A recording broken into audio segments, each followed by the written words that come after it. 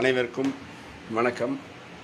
நான் இப்ராஹிம் பாதுஷா, மக்கள் ஜனநாயக முன்னேற்றக் கழகத்தினுடைய தலைவர் பேசுகிறேன்.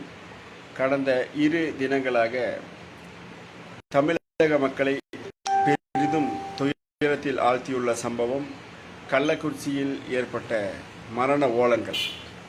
கள்ளச்சாராயத்தால் சுமார் 100க்கும் மேற்பட்டோர் மருத்துவமனையில் அனுமதிக்கப்பட்டுள்ள நிலையில் 40க்கும் மேற்பட்டோர் இறந்துள்ளார்கள்.